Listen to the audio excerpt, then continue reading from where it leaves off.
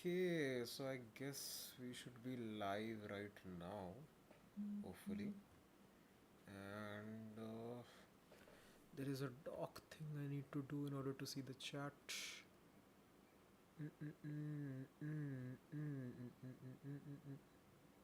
Yes, now the chat should also appear, hopefully. And also, hopefully, there. Yay! Chat is important.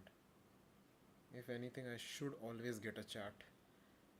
Because what's the point of all of this if there is no one in the chat? And hi Ilma, what's up? Welcome to the Apex Mind. Today we're doing our second stream of the channel, and I hope to make this a more regular thing because I believe ultimately my channel is driven by dialectic. Whether I do it by AI, whether I do it by people in the chat, it doesn't necessarily matter. This is how I can think, and this is how you guys get entertained and maybe get to think a little. Thank you, thank you. Already my number one top fan. You got the badge and everything. That's always nice to see. Let me just hydrate for a bit. And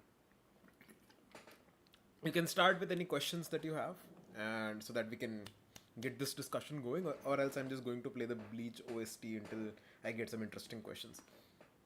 I wonder if I'll get copyright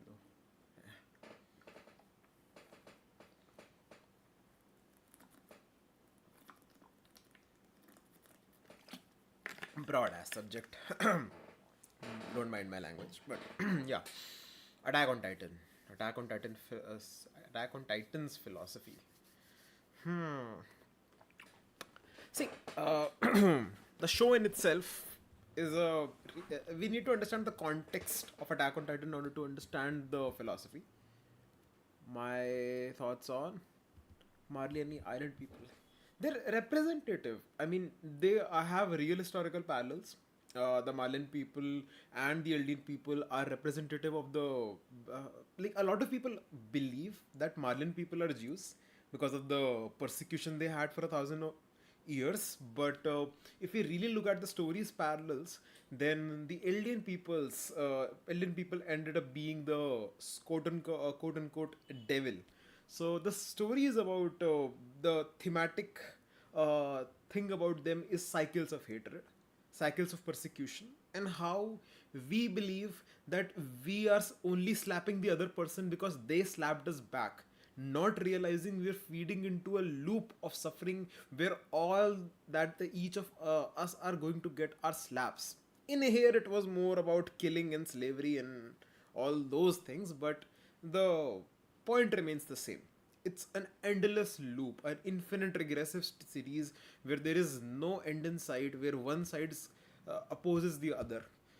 I mean, if I want to take a even an evolutionary like stance on this, it's going to always happen due to the nature of tribalism that exists within human beings. So, but what Isayama is probably trying to say is by the philosophy of children in the forest, right? So there is a character called Sasha, and her father, Sasha, helped a girl, and when in season two, and that girl remembers her as her hero. Later, when that same girl found out that Gabby, a Marlian soldier, ended up killing Sasha, what does she do? She ends up trying to stab her, right? And her father stops her. Her father says, "No, we shouldn't do this. We should not have the children continue our cycle of hatred. If we can stop just the next generation from doing what we have done, we can stop this once and for all." And he uses a very interesting metaphor of children's in the forest. And I mean, I can go about that also. That has great thematic significance over the entire story, not just this cycle of hatred thing, but that is the core thing in Attack on Titan. And the other core thing is the concept of freedom as Isayama defines it. Which one do I side with? I think the story is designed in a way that whichever side you want to side with, you'll ultimately side with that.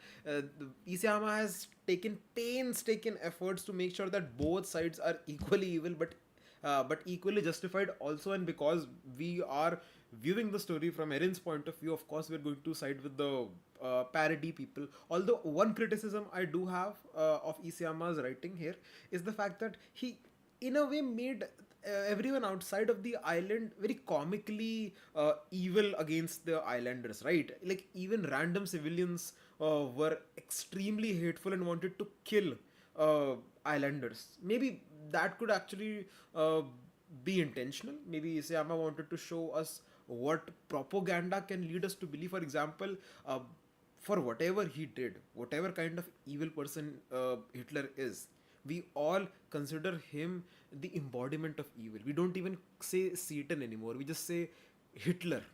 So why is that? Right? You and I were not present to see what happened.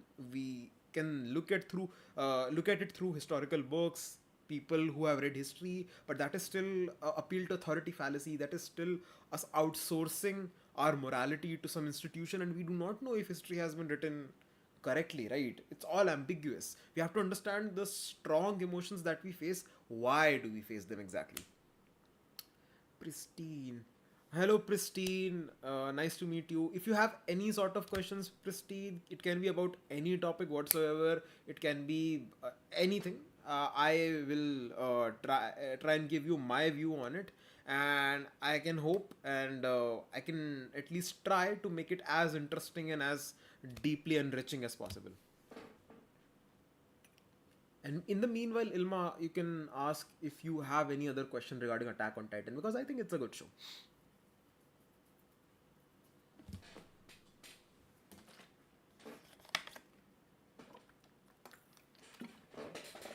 I think history is a sham, but that creates a huge problem. Where do we find the actual reality? I mean, we can maybe ask the scientists to create a time machine and actually go over there and see it, but no. See, history, it is all jumbled up. There will be evidences that will be erased. There will be propaganda that is being going on. The question to all of your answers the answer to all of your questions in life is always going to be the same thing that I keep telling on my channel, which is patterns are everywhere. Keep questioning, critically think, and when you do believe something, ask yourself, why am I believing it? If you can keep doing that, you might not have an entire understanding of everything in life, but you will definitely know what you know, right? You will be sure of what you know, and you can be have a life with more clarity of purpose, and maybe in that process you'll get to learn a lot more things. Hell, I have learned a lot more things by this mindset, so maybe everyone else can also. All the best for your future. Keep it up. Thank you, Pristine. uh, like really nice of you to say all of that to me. And but yeah, keeping on Ilma's point, I think again, history or anything that you encounter is filtered through perceptions. It's filtered through emotions. It's filtered through your experiences. It's filtered through what has been told to you, and your subconscious mind being affected by a lot of things, down to your food, down to the kind of water you drink, down to the levels of air pollutions that are in your environment. And the only way to control them, maybe, or have some power over them, is to be consciously aware of them and then take a meta outlook. That is what I do. Where are you from? Pristine, I'm from India, born and raised in India, North India specifically.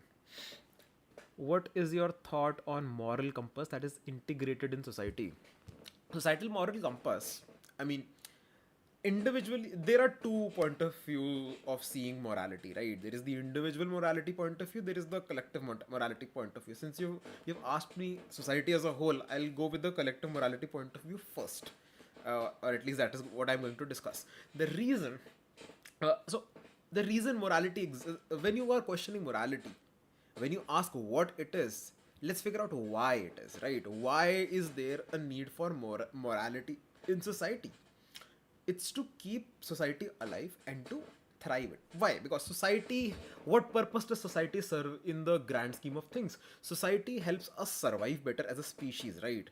Because of roads, because of infrastructure, because of economy, because of food chains, we have 7 to 8 billion human beings today on planet earth.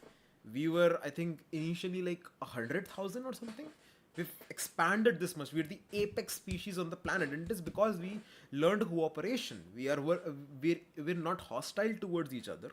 We're a pack animal, and we're helping each other in a certain ways. So morality is simply an external tool of sorts which helps that social cohesion stick. It is what drives us towards more social cohesion, because more social cohesion leads to greater survival odds, which leads to our species propagating, which leads to more reproduction. That is the entire purpose of morality, and that is the reason it exists. And any moral system ultimately will end up favoring that, right? Even when you think of powerful people holding authority over society as a whole, and powerful people directing what morality is today, that is still a sort of microscopic view of morality, because society doesn't simply exist in this point in time. Society also doesn't exist in a particular country or in a part of globe. Society is around the world across time, and therefore all of these control hungry freaks and whoever is coming are just one or two nodes in what society's morality really is. And ultimately, if we take a macro meta level stance of what like that is, it's just to so morality serves the purpose of promoting social cohesion, which leads to greater survival odds for the species. That is what morality is. Basically, morality is only for the sake of greater good. Morality is for the sake of greater survival and uh, yeah, greater survival and greater reproduction. The evolutionary goals. That is what it is for. Good is a whole thing. Like it's a big ass question. It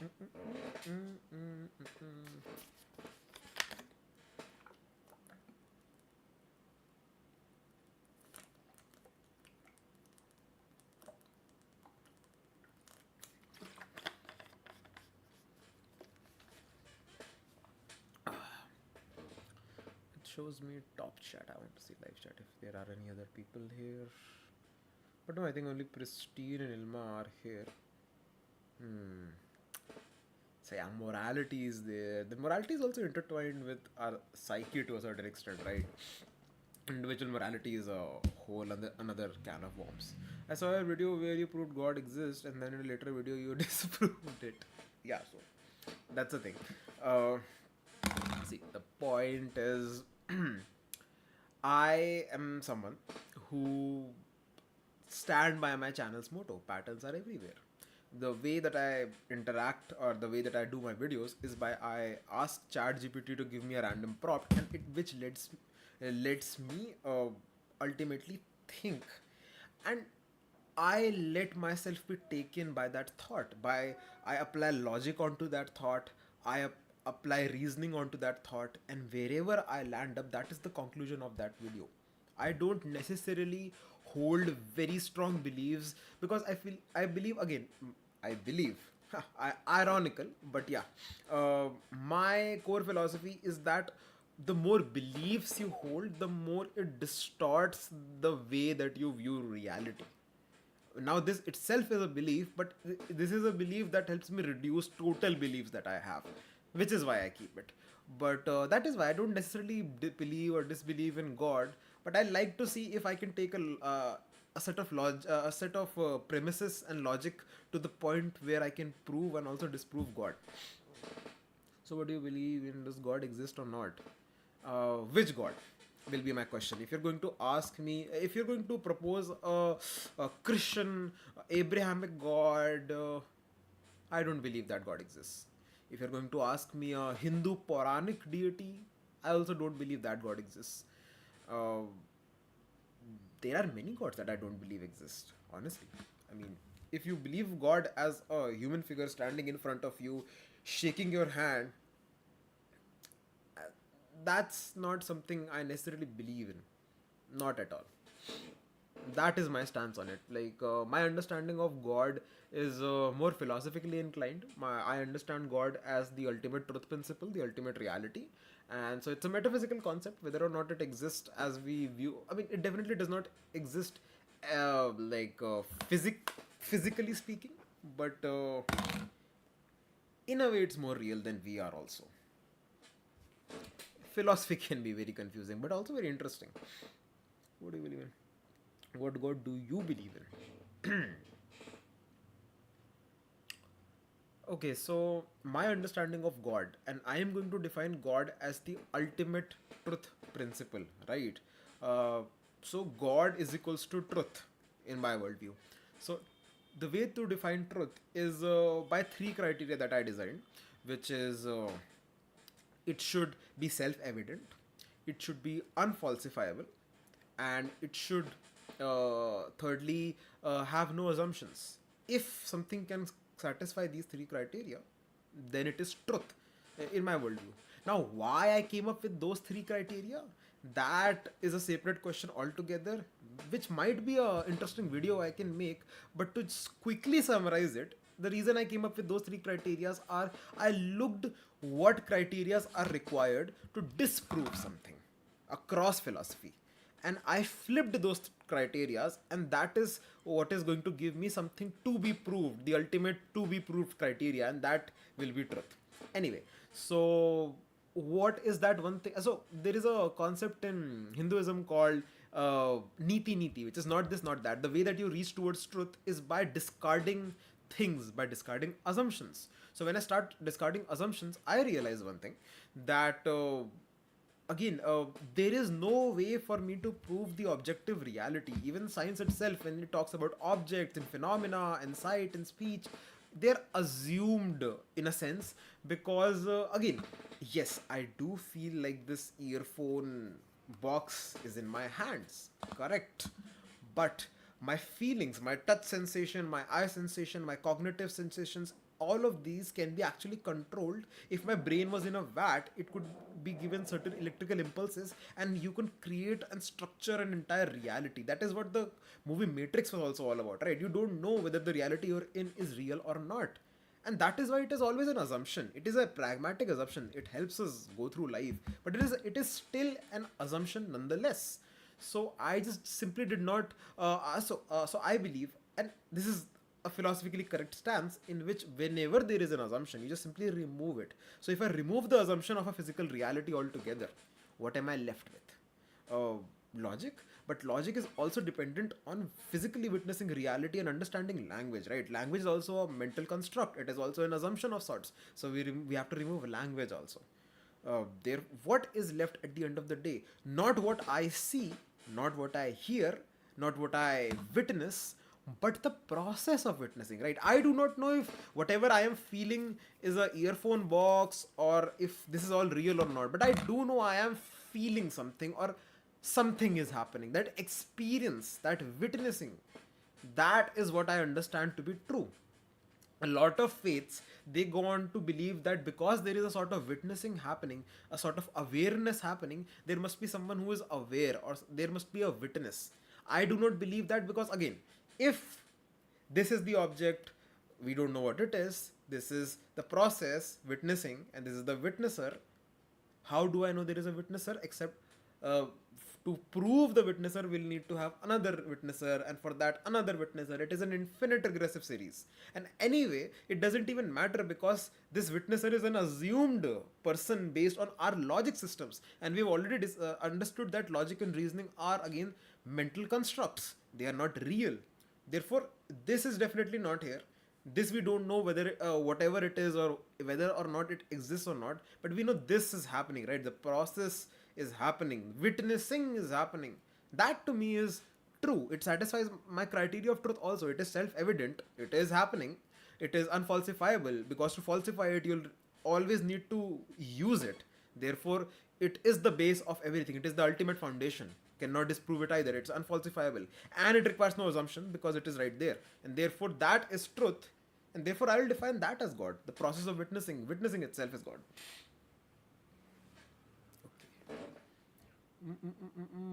So definition, God is a metaphysical concept. Yes, God is truth. Truth is a metaphysical concept.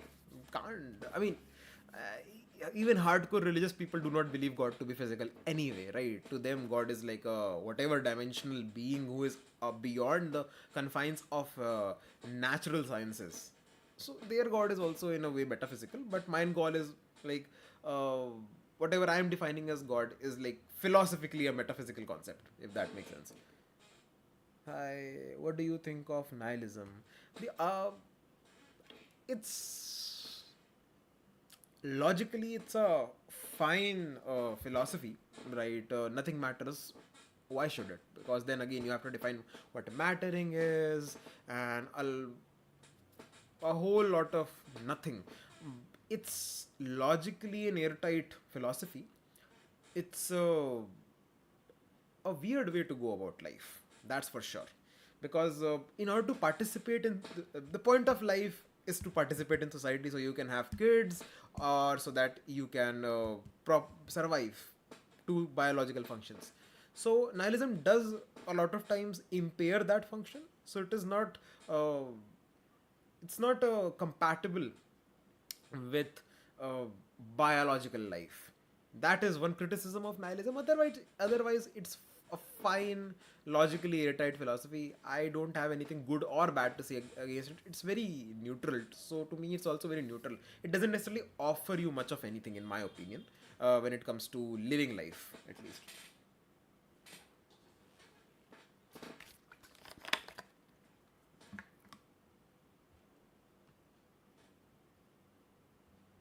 Mm.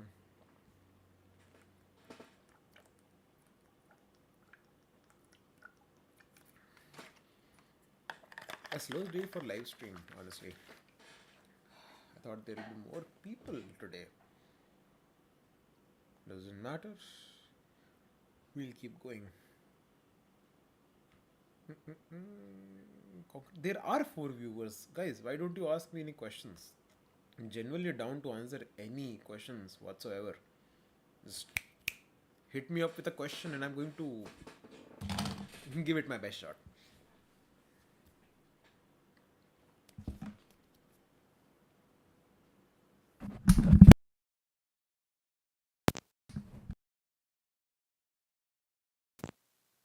Stay. So I call Where you said you wrote philosophical papers, what did you write? I have a philosophical paper on the observer duality, the concept that I explained to you. I also utilized a bit of mathematical formulations and a bit of science to make it into a philosophical paper. That is my most prominent one. And then there is also one on sociology, one on cognitive rewiring yourself. Essentially, how do you self therapize to remove most of your mental weaknesses? That is an interesting one. Then there is a how recursive thinking works. How do you think about thinking, and how and why is that beneficial to life as a whole? Those are, I think, the four papers that I have. Maybe I can look them up also. Mm. Publications. Mm. Hold up. I can share that as well. Is it sharing? Yes, it is sharing. Huh. Weird.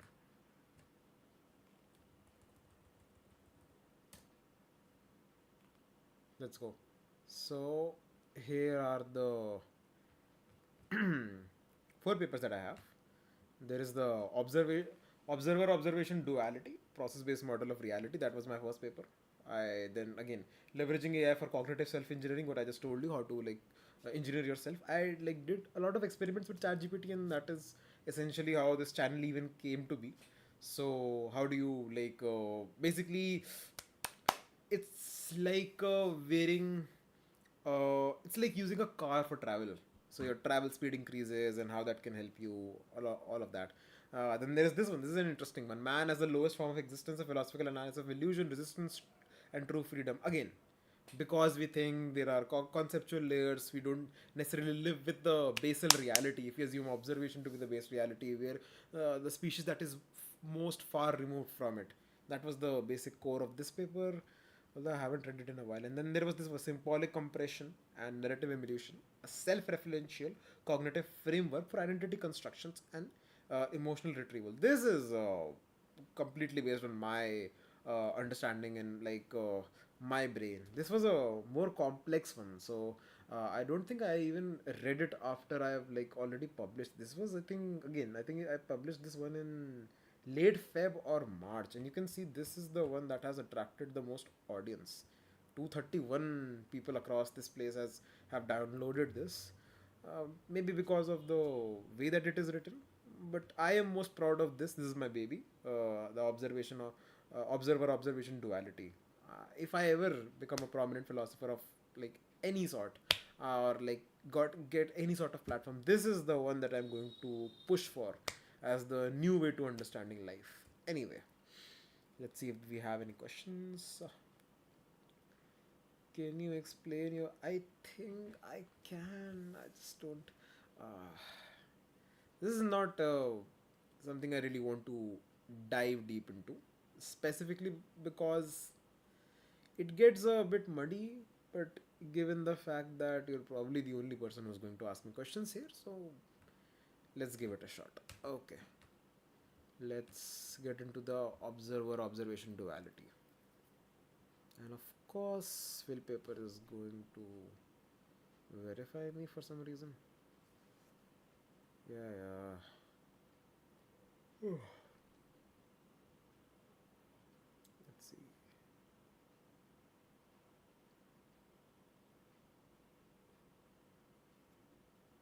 Let's go, Phil Papers. All right. I hope the archive has the whole thing. Here you go. This is the paper that I wrote. This paper introduces the observer observation duality, a novel ontological framework that redefines reality as a process based phenomena rather than a system of independently existing objects. Like right off the bat, I am like just at the throat of empiricism, like giving a big middle finger to empiricism, because again it's a lot of assumptions there. But anyway, this is before I had my entire war on empiricism recently, so uh, this was more of a cerebral stance, not a very confrontational one.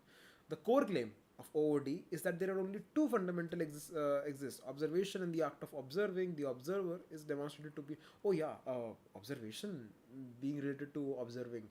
Again, I think so this doesn't necessarily contradict my frame of observing being the only true thing.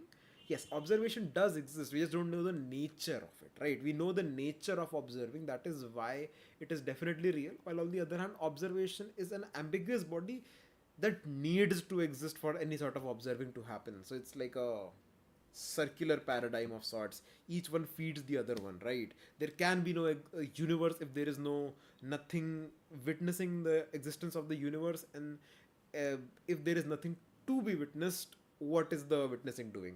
That was the main thing. The framework is supported by quantum mechanics, Heisenberg's uncertainty principles, Schrodinger's cat, relativity, and epistemological arguments. Additionally, it refutes the infinite creator paradox, God as a necessary observer, and the simulation hypothesis, a simulation reality requiring an ultimate observer. By eliminating the necessity of a static observer, OOD provides a new foundation of understanding consciousness, cognition, and physical structure of reality. Now, then the boring thing, I introduce what it is, right? What we do in physics and quantum mechanics. I gave examples from a lot of different fields, right? I also made a fucking formula for this shit. That was interesting, limits and everything.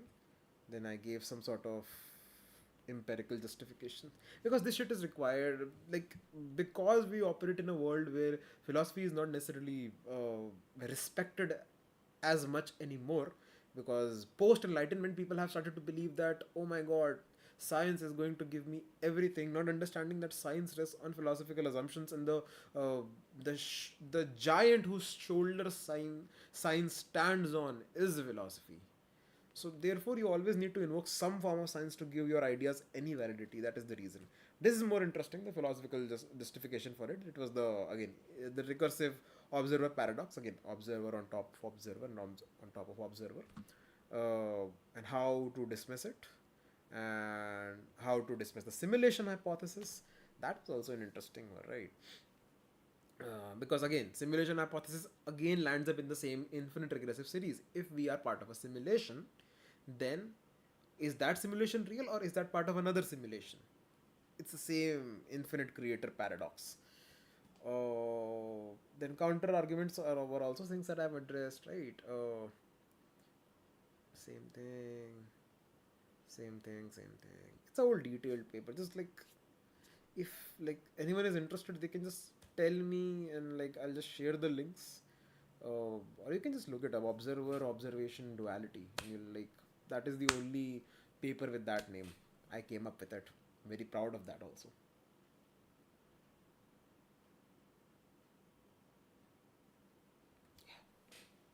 Uh, Today's stream hasn't been as lively as last time's. I was getting a lot of karma and God and all of those questions, which I love also.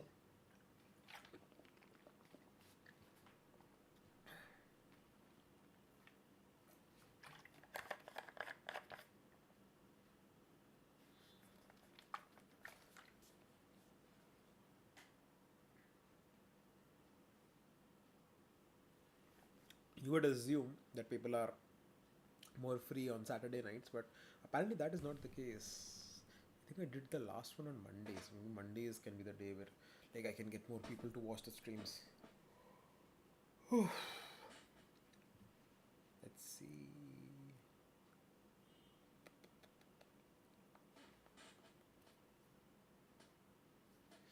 Hmm. Do we even have concurrent viewers now? I need to check that out also.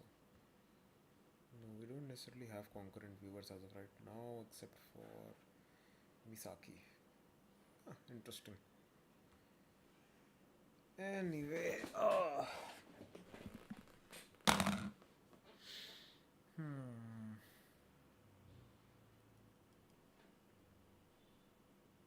At this point, this is more of a live dialogue between me and Misaki.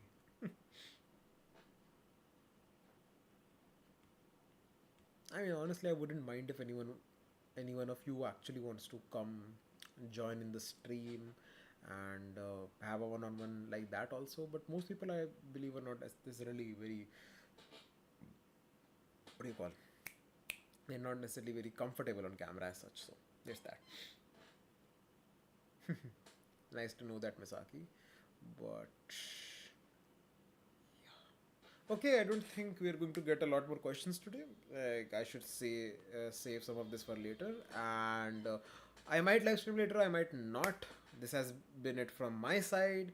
Thank you for coming, Misaki. Thank you for everyone else who saw and went away. And it's been interesting. Remember, as I always say, patterns, they're everywhere.